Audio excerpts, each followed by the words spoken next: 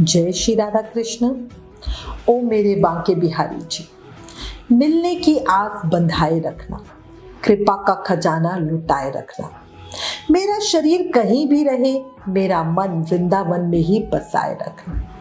बोला बांके बिहारी लाल की जय, मोर मुकुट बंसरी वाले की जय, मेरी सांवरी सरकार की जय। देखो, मीरा जी महान कृष्ण भक्त हैं जिन्हें हर कोई जानता है।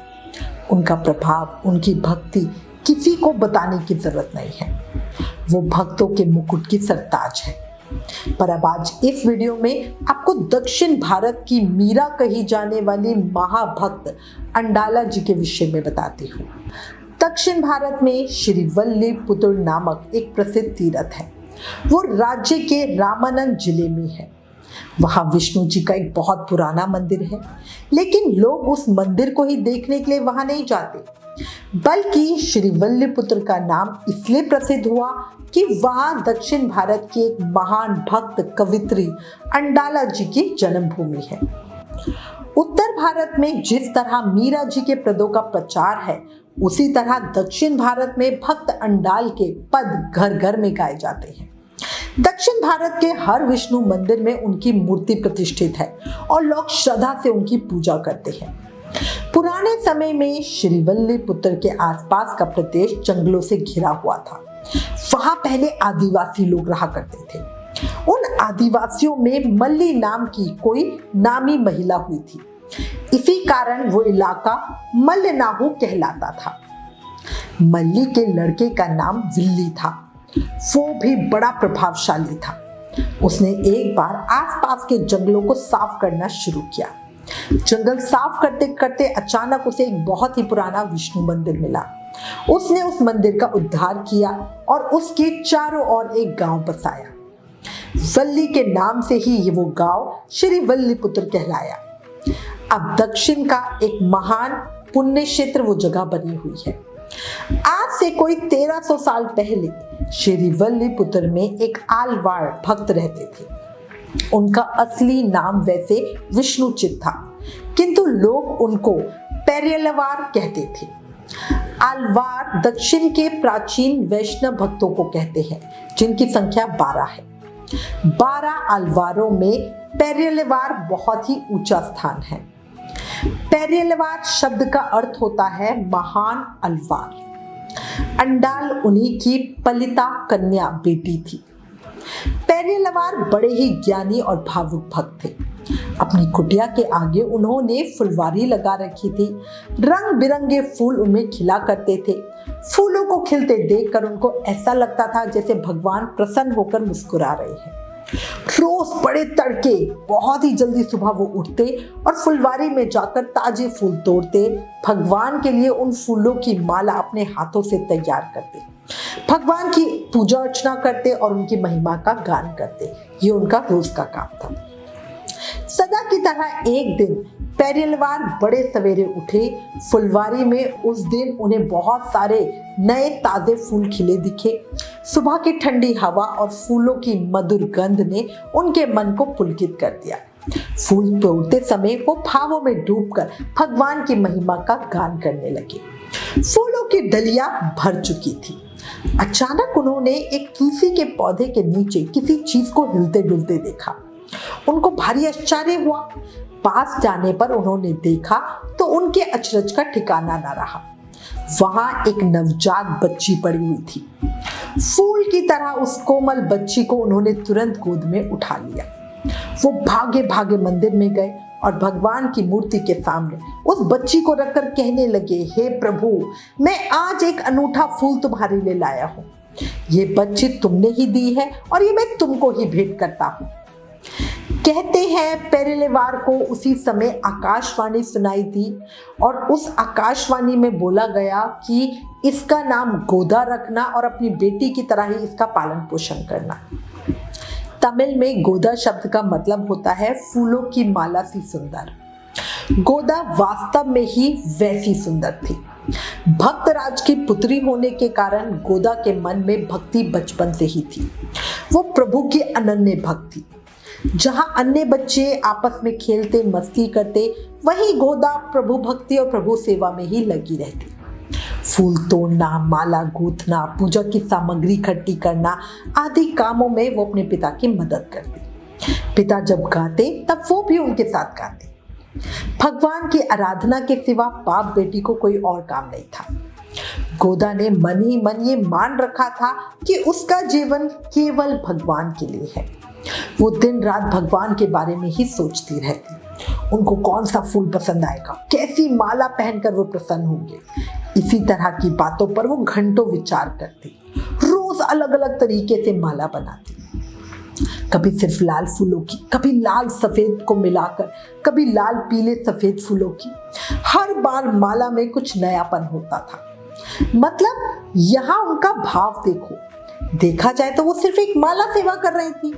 माला तो माला होती है, पर उसको इस हद तक सोचना और ये सोचना कि मेरे प्रभु पर क्या और कैसी माला अच्छी लगेगी, ये एक सच्चे भक्त का भाव ही है। अब एक दिन कुछ बहुत आश्चर्य देने वाला हुआ क्या कि एक दिन मंदिर के पुजारी ने पेरियलवाड़ से कहा कि आपकी अर्पित की हुई माला मैं भगवान को अर्पित नहीं कर सकता, वो अर्पित करने योग्य नहीं है, क्योंकि इस माला को किसी ने पहनकर अपवित्र कर दिया है। पुजारी जी की बात पर पेरियलवाड़ को विश्वास नहीं हुआ, क्योंकि गोदा तो स्वयं अपने हाथों से चुन चुन कर माला लेकर भगवान के लिए माला बनाती थी। पर पेरियलवाड़ ने कुछ कहा नहीं। ताजे फूलों की दूसरी माला तैयार की और भगवान को चढ़ाई। दूसरे दिन भी फिर वही बात हुई। जो माला वो घर से पूजा के लिए लेकर गया था, उसे लेने से पुजारी जी ने फिर से इनकार कर दिया।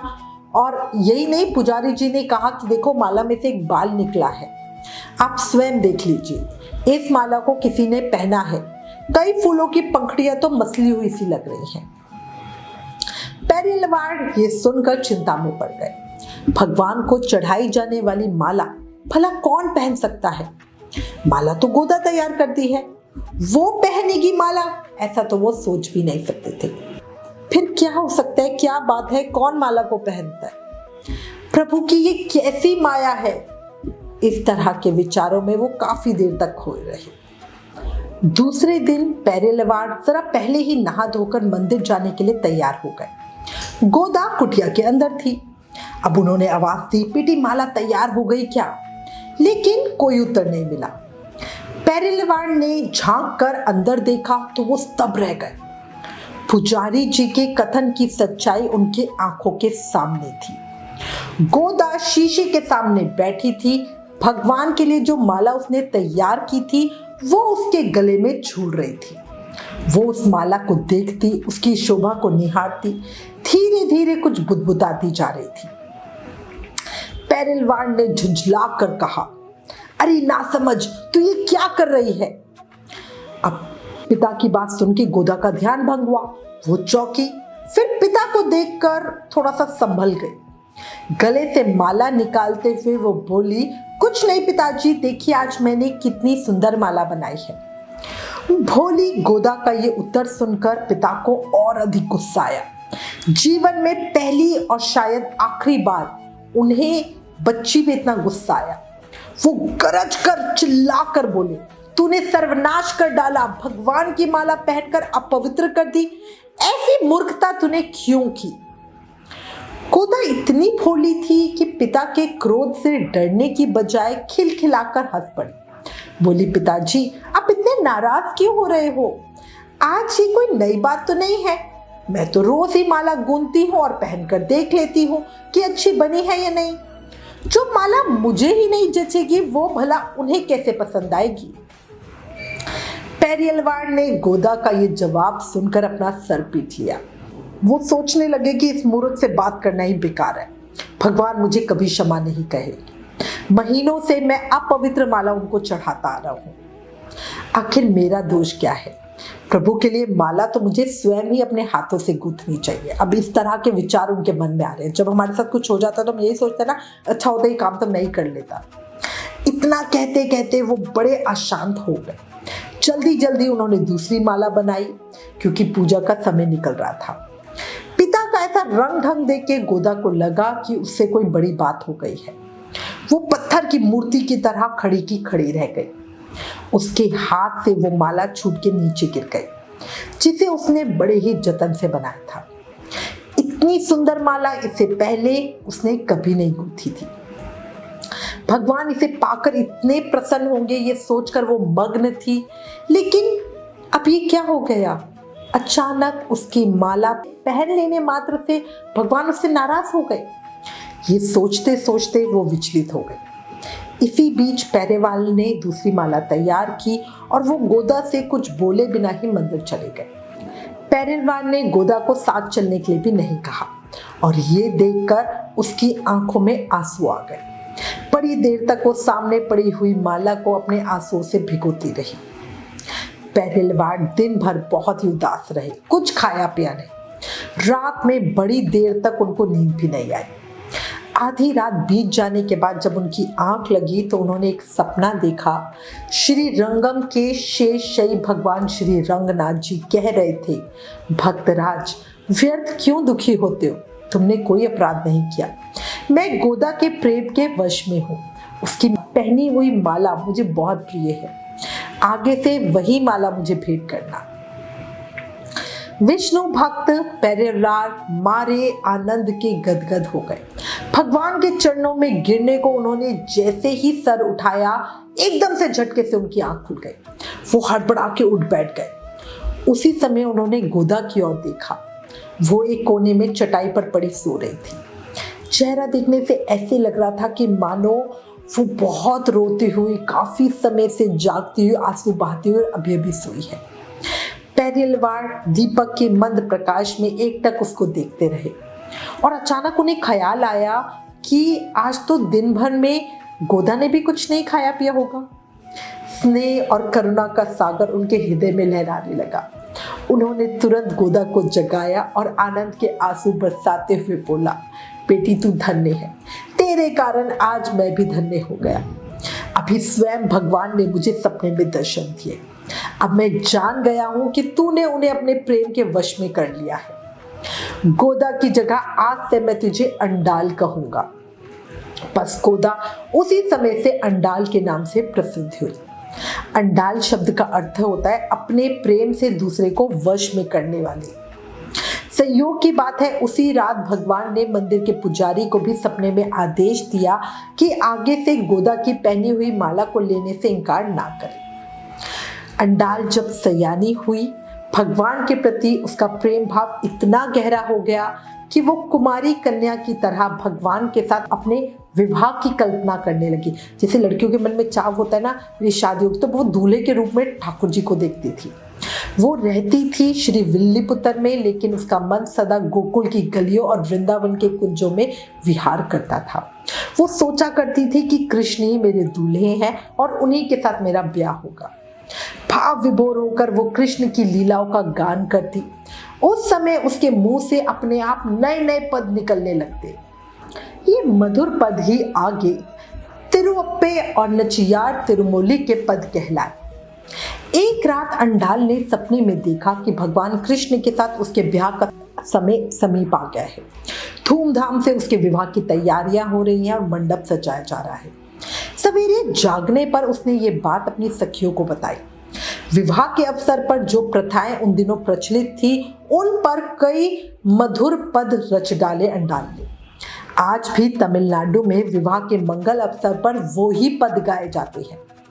पेरेवाल को अब अंडाल के जब विवाह की चिंता सताने लगी तो एक रात भगवान ने सपने में उन्हें फिर से दर्शन दिए और कहा, भक्तराज अंडाल अब विवाह योग्य हो गई है, उसको लेकर श्रीरंगम के मंदिर में आ जाओ, मैं उसका पाणी ग्रहण करूंगा।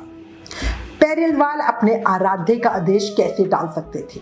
भगवान की धरोहर भगवान को ही सौंप दी जाए, ये उनके लिए बड़ी प्रसन्नता की बात थी। उन्होंने यात्रा की तैयारियां शुरू की। मदुरई में उन दिनों पांडे राजा राज करते थे। एक रात उन राजा को भी भगवान ने स्वप्न में आदेश दिया कि वो अंडाल को श्रीवल्लीपुत्र से श्रीरंग में ले आए। इस तरह का सपना श्रीरंगम के मंदिर के पुजारियों को भी आया। बस फिर क्या था, सब के सब श्रीवल्लीपुत्र आधम के विष्णु प्रिया अंडाल चरणों की धूल सबने अपने सर पे ली और राजसी धूमधाम से उनकी सवारी निकाली। वो सजी सजाई दुल्हन की तरह डोली में बैठी। पेरेवाल एक सजे हुए हाथी पर बैठे भगवान की महिमा गाते जा रहे थे। आगे पीछे रथ, हाथी, घोड़े और पैदल सैनिकों की लंबी कतार थी। तरह तरह के बाजे बज रहे थे। दसों दिशाओं से लोगों की भीड़ उमड़ रही थी। रास्तों के किनारे लोग छतों पर से फूलों की बारिश कर रहे थे। ऐसा लग रहा था मानो कोई राजकुमारी अपने पति के देश जा रही हो। मीलों की यात्रा करके वो जुलूस श्रीरंगम पहुंचा। कावेरी के किनारे पर स्थित भगवान श्री रंगनाथ के मंदिर के सामने जाकर वो रुका। अंडाल डोली से उतरी। मंदिर के गर्भगृह में उसने प्रवेश किया। शेषशायी भगवान रंगनाथ की मूर्ति को देखते ही वो रोमांचित हो गई। धीरे धीरे वो आगे बढ़ी और भगवान के चरणों में बैठ गई। लेकिन ये क्या? लोगों ने दूसरे ही क्षण चकित होकर देखा कि अंडाल वहां नहीं है। वो सबके देखते देखते अदृश्य हो गई, भगवान की मूर्ति में समा गए। कहते हैं मीराबाई भी इसी तरह भगवान की मूर्ति में द्वारका जी में समा गई थी। भक्ति भाव की ये चरम सीमा है जब भगवान और भक्त एक हो जाते हैं, है ना। पेरेवाल का हृदय इस घटना से व्याकुल हो गया, क्योंकि देखो कुछ भी हो, आखिर उन्होंने अंडाल को अपनी बेटी की तरह पाला जो था। वो शोक के महासागर में डूब गए। उन्होंने अपने आप को संभाला और सब भगवान की लीला है ऐसा समझ के संतोष किया। कहते हैं उस अवसर पर उन्हें यह आकाशवाणी सुनाई दी कि भक्तराज, तुमने अंडाल को नहीं पहचाना, उसके रूप में तो स्वयं भूदेवी ने जन्म लिया था। तुम व्यर्थ क्यों दुखी होते हो? मेरी प्रिय अंडाल मुझसे आ मिली है, इससे तुम्हें प्रसन्न होना चाहिए। तुम भी अब जल्दी ही मुझसे आ मिलोगे। अंडाल के कारण श्री वल्लीपुत्र की महिमा बहुत बढ़ गई।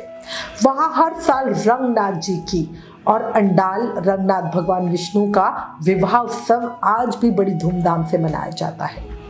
रंगनाथ के साथ ही रंग नायकी के रूप में आज अंडाल की पूजा दक्षिण भारत में सब जगह होती है। बोला भक्त और भगवान की जय। दो शब्द मेरे बिहारी जी के श्री चरणों में। इस कथा को सुनने के बाद मन बड़ा बेचैन हो रहा है, मन में एक अजीब सी व्याकुलता आ रही है। मेरे बिहारी जी, मिलने की आस बधाए रखना, कृपा का खजाना लुटाए रखना।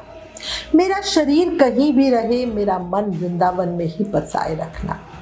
बोलो बांके बिहारी लाल की जय, मोर मुकुट बंसरी वाले की जय, वृंदावन बिहारी लाल की जय। प्रभु के आशीर्वाद और कृपा की इस सत्य घटना ने मन को छुआ, आंखें नम हुई, दिल की धड़कन बढ़ी। तो प्लीज इस वीडियो को ज्यादा से ज्यादा शेयर करके सबको भक्ति का प्रभाव बताओ। Please like, share and subscribe. Thank you. जय श्री राधा कृष्ण।